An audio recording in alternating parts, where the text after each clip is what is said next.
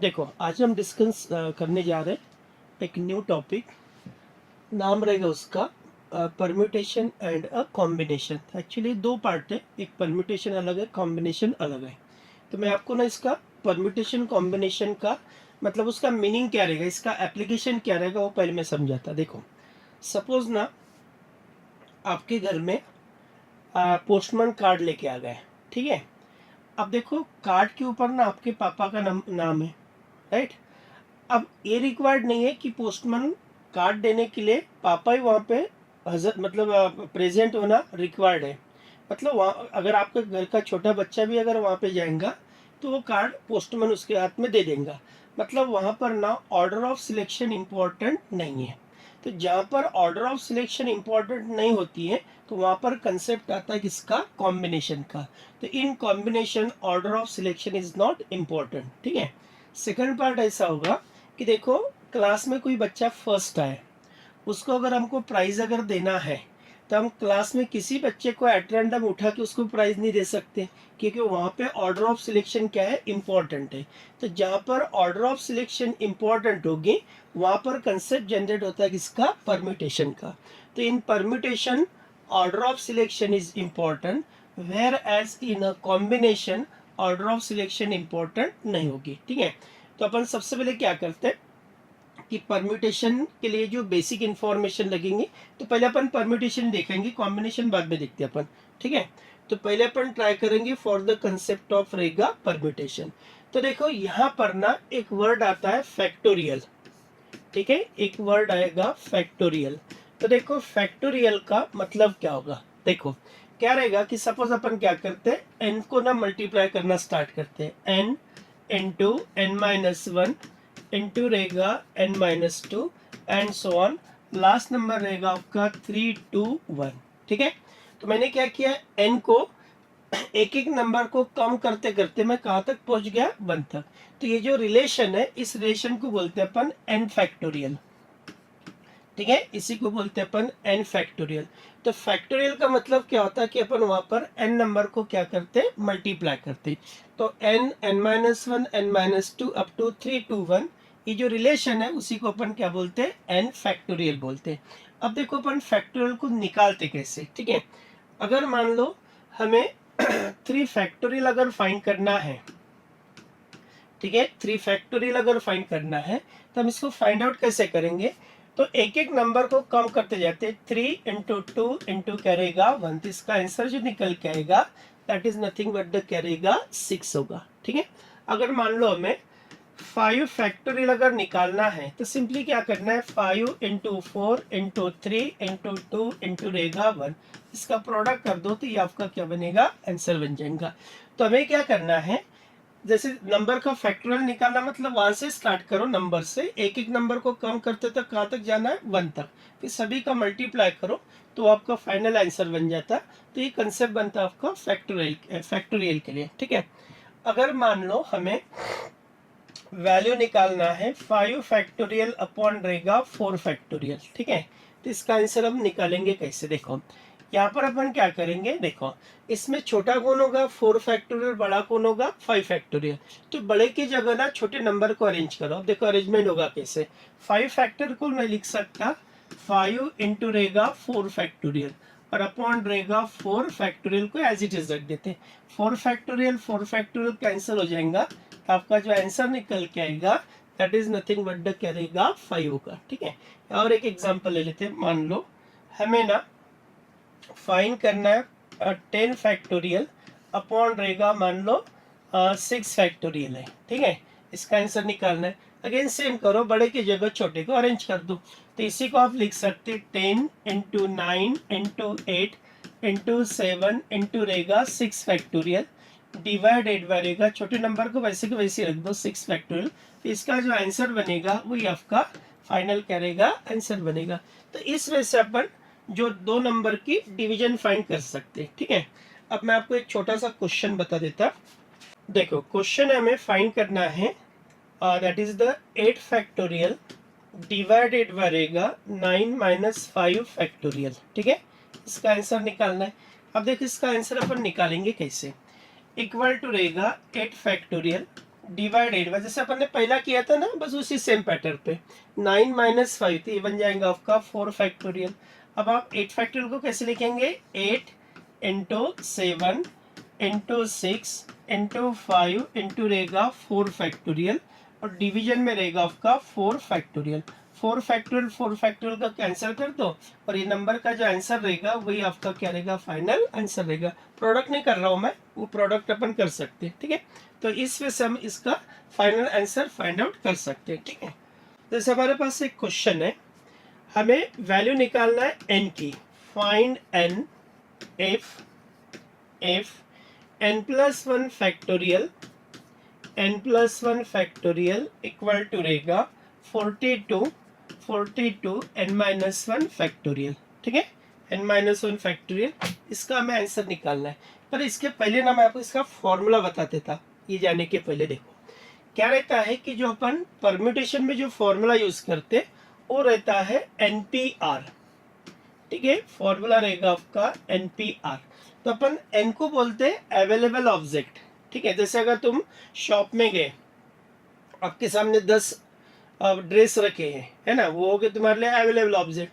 उसमें से 2 खरीदना है तो वो रहेगा आपके लिए सिलेक्टेड ऑब्जेक्ट, ठीक है। तो n is said to be a available object and r is said to be a selected object। तो इसका फॉर्मूला क्या रहता है, NPR का फॉर्मूला बनता आपका n फैक्टोरियल डिवाइडेड बाय रहेगा n माइनस r फैक्टोरियल। तो ये फॉर्मूला बनता आपका फॉर NPR के लिए, ठीक है। तो ये फॉर्मूला हमको इन जनरल यूज करना है। हालांकि क्या रहते हैं, जैसे अगर तुम्हें मान लो अगर 6, हाँ, इससे एक कंडीशन रहती है कि n is greater than equal to क्या होना चाहिए, r होना चाहिए, ठीक है। अगर मुझे ना मान लो 6p4 निकालना है ना, तो फॉर्मूला आपका यही है, NPR इक्वल टू रहेगा n factorial upon n minus r factorial, ठीक है। ये फॉर्मूले को अपन यूज करेंगे। ये लॉजिक इधर अप्लाई करो। n फैक्टोरियल मतलब क्या होगा आपका 6 फैक्टोरियल डिवाइडेड बाय रहेगा 6 माइनस 4 फैक्टोरियल, ठीक है। सो 6 फैक्टोरियल डिवाइडेड बाय रहेगा आपका 2 फैक्टोरियल। 6 फैक्टोरियल को कैसे लिखेंगे अपन, 6 इंटू 5 इंटू 4 इंटू 3 इंटू रहेगा 2 फैक्टोरियल डिवाइडेड बाय रहेगा 2 फैक्टोरियल। 2 फैक्टोरियल कैंसिल होगा, बाकी जो आंसर बनेगा आपका फाइनल आंसर में आ जाएगा, ठीक है। तो इस वजह से हम फाइंड कर सकते हैं कोई भी नंबर का परम्यूटेशन, ठीक है। तो ये उसका फॉर्मूला बनेगा, ये वाला NPR equal to n factorial upon n minus r factorial, ठीक है। अब इसी को मैं थोड़ा यूज करके बताता कि नहीं क्वेश्चन में देखो। क्वेश्चन ऐसा है, फाइंड n की वैल्यू निकालना है, ठीक है। Find n if n plus 1 factorial, ठीक है, n plus 1 factorial equal to 42 n minus 1 factorial, ठीक है। 42 n माइनस 1 फैक्टोरियल, ठीक है। अब यहाँ पर हमको क्या करना है, देखो n माइनस 1 फैक्टोरियल छोटी क्वांटिटी बनेगी और n प्लस 1 है बड़ी क्वांटिटी बनेगी। तो हम क्या करेंगे, ये जो बड़ा नंबर है ना उसको n माइनस 1 को एडजस्ट करेंगे। देख कैसे एडजस्टमेंट कैसे करते हैं अपन, एक एक नंबर को कम करते जाते हैं। अब देख कैसे, जैसे n प्लस 1 है तो पहले मैं n प्लस 1 को वैसे के वैसे रख देता, एक कम कर देता तो मुझे क्या मिलेगा, n मिलेगा। और एक कम करूं मैं तो ये बनेगा आपका n माइनस 1, और वहां पर मैं रुक जाता क्योंकि इधर का नंबर इधर एडजस्ट हो गया, तो वहां पर मैं रुक जाता। इक्वल टू रहेगा 42 इंटू n माइनस 1 फैक्टोरियल, ठीक है। अब हमारा n minus 1 factorial n minus 1 factorial दोनों क्या हो गए, कैंसिल हो जाएंगे, ठीक है। अब ये बनेगा आपका n इंटू n प्लस 1, है ना, n इंटू n प्लस 1। देखो n प्लस 1 इंक्रीजिंग ऑर्डर में है ना, तो मैं 42 को ना इंक्रीजिंग ऑर्डर में लिख देता, तो ये बनेगा आपका 6 7 जा, ठीक है, 6 7 जा।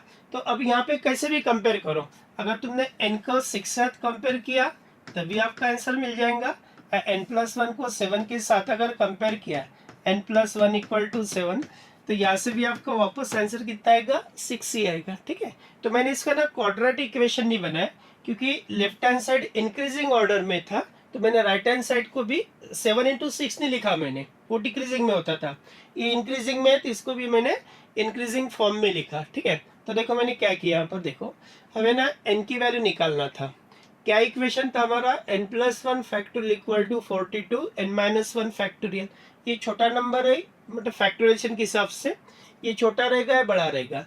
तो मैंने क्या किया, बड़े नंबर की जगह छोटे नंबर को अरेंज किया। अब देखो अरेंजमेंट कैसे किया, n+1 फैक्टोरियल कैसे निकालते, अपन एक एक नंबर को कम करते जाते हैं। कम वहां तक करेंगे जब तक ये नंबर अरेंज नहीं होता, राइट हैंड साइड वाला। तो n+1 के बाद एक नंबर को कम करो तो n आ जाएगा, और एक नंबर को कम करो तो n-1, इधर वाला नंबर एडजस्ट होगा तो वहां पे स्टॉप करो।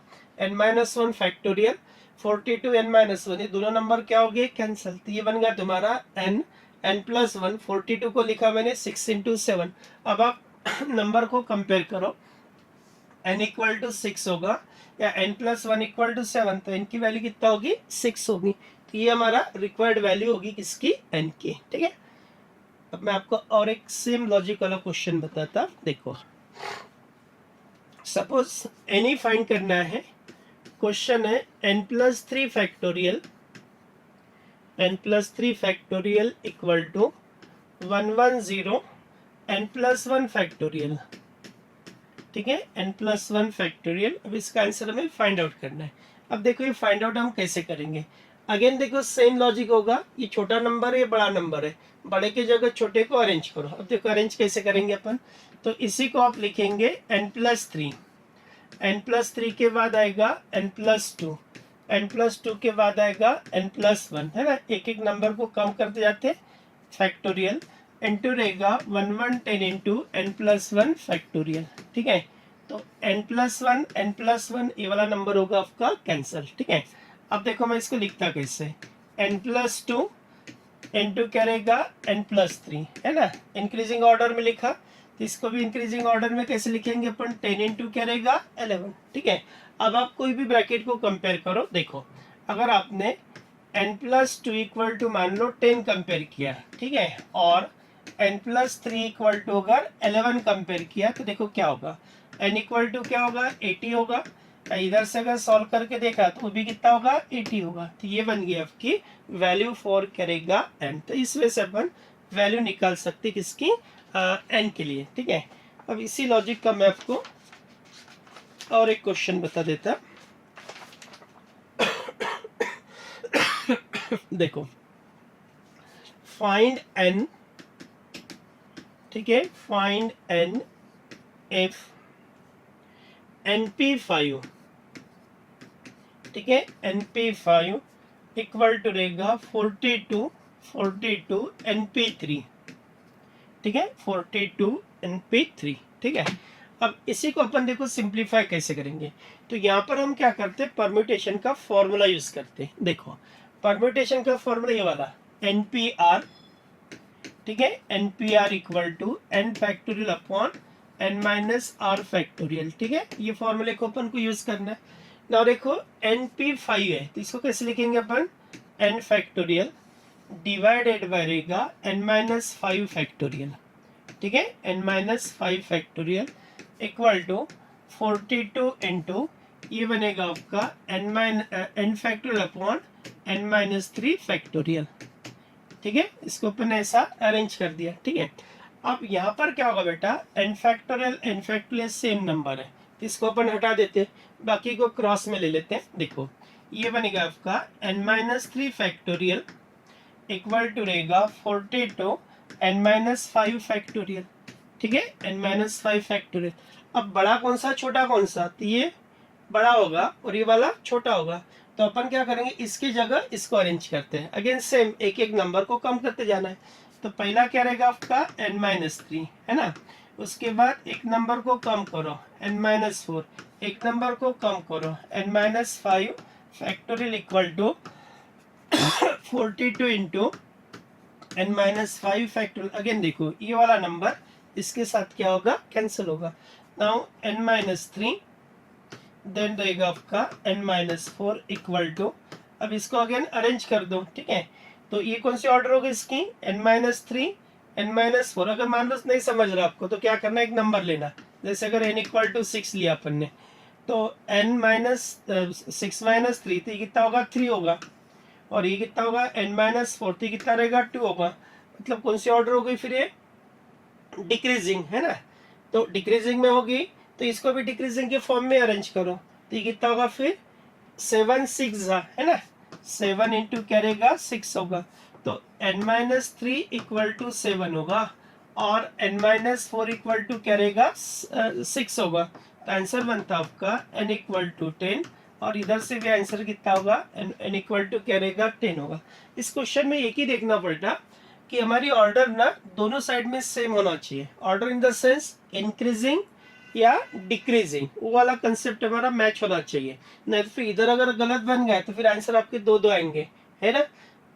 तो ये आपका रिक्वायर्ड आंसर बनेगा। तो यहाँ पर हमारी जो इनकी वैल्यू बनेगी that is nothing but the क्या रहेगा 10 हो जाएंगे, ठीक है। 11p r minus 1 divided by रहेगा 12p r minus 2 equal to रहेगा 14s23 फाइंड r। तो यहाँ पर हमें क्या करना है r की वैल्यू फाइंड आउट करना है, ठीक है। अब देखो अपन r की वैल्यू फाइंड आउट करेंगे कैसे, देखो अगेन से हम डिवीजन डिवाइड s2 मतलब वो डिवीजन के फॉर्म में होगा, तो इसी को अपन ऐसा लिखेंगे 11p r minus 1 divided by रहेगा 12p r minus 2 equal to रहेगा 14 अपॉन करेगा 3 होगा, ठीक है। इधर ना अपन क्रॉस मल्टीप्लाई कर लेते हैं, क्रॉस में ऐसा रहेगा 3 into 11p r minus 1 equal to रहेगा 14 इंटू 12p r माइनस रहेगा 2, ठीक है, r माइनस रहेगा 2 इक्वल टू 3 इंटू, अब देखो यहाँ पे सेम फॉर्मूला यूज करो वाला npr equal to n factorial upon n minus r factorial, ये फॉर्मूले को यूज कर लेंगे। देखो अभी इससे क्या होगा, ऊपर वाला नंबर तो हमारा वैसे की वैसी है, तो ये रहेगा आपका 11 फैक्टोरियल, नीचे में हम सब्ट्रैक्शन करते हैं, मतलब क्या होगा 11 minus r plus 1 into factorial, ठीक है, इक्वल टू 14 इंटू रहेगा 12 फैक्टोरियल डिवाइडेड बाय रहेगा 12 माइनस r प्लस 2 फैक्टोरियल, ठीक है, अरेंज कर लिया। देखो अभी फाइनल कैलकुलेशन कैसे रहेगा आपका, देखो 3 इंटू, अब हम क्या करेंगे 12 की जगह ना 11 को अरेंज करते हैं, ठीक है, तो ये सब बनेगा 11 फैक्टोरियल डिवाइडेड बाय 11 प्लस 1 तो रहेगा 12 माइनस r फैक्टोरियल, ठीक है, 12 minus r factorial equal to ये रहेगा आपका 14 इंटू 12 इंटू रहेगा 11 factorial whole divided by 14 minus r factorial, ठीक है, 14 माइनस r फैक्टोरियल। अब इसमें देखो कैंसिलेशन क्या होगा, 11 फैक्टोरियल आपका कैंसिल हो जाएगा, ठीक है। नाउ 3 1 जा 3 4 जा, ठीक है, 3 1 जा 3 4 जा, ये भी कैंसिल में आएगा, इसको मैं फाइनल क्रॉस में ले लेता अभी।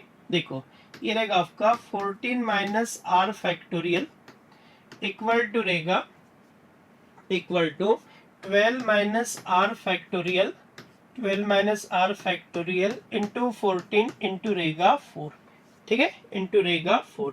अब देखो बाकी का कैलकुलेशन कैसे बनेगा, देखो अब अपन कहाँ पर किसको अरेंज कर सकते हैं, ठीक है, तो देखो इसको ना एक एक नंबर से कम करते जाते हैं अपन, तो ये रहेगा पहला आपका 14 माइनस r, एक नंबर को कम किया तो 13 माइनस क्या रहेगा r, ठीक है, और एक नंबर को और कम करो तो रहेगा आपका 12 minus r factorial equal to रहेगा 12 माइनस r फैक्टोरियल इंटू रहेगा 4 4 जा 16 6 कैरी 1 4 इंटू 4 4 जा 16 कैरी 1 होगा, तो ये बनेगा आपका 56 होगा, इनमें से ये वाला नंबर होगा कैंसिल, ठीक है। नाउ 14 माइनस r और नेक्स्ट रहेगा 13 माइनस r इक्वल टू रहेगा 56। अब इसका आंसर क्या होगा तो ये आप लोग फाइंड आउट कर सकते, ठीक है। तो ये होगा हमारा कंसेप्ट फॉर, अब ये थोड़ा डायरेक्ट क्वेश्चन मैंने बताया, अब एग्जाम में कैसे क्वेश्चन आते हैं वो अपन टेक्स्ट बुक से ले लेंगे फिर, ठीक है। तो ये हमारा मतलब एक बेसिक कंसेप्ट होगा कि हम परम्यूटेशन को सॉल्व कैसे करेंगे, ठीक है। तो नेक्स्ट क्वेश्चन इसमें अपन कॉम्बिनेशन में बात करेंगे, फिर आएंगे अपन डायरेक्टली हमारे क्वेश्चन के ऊपर, ठीक है। Okay, thank you.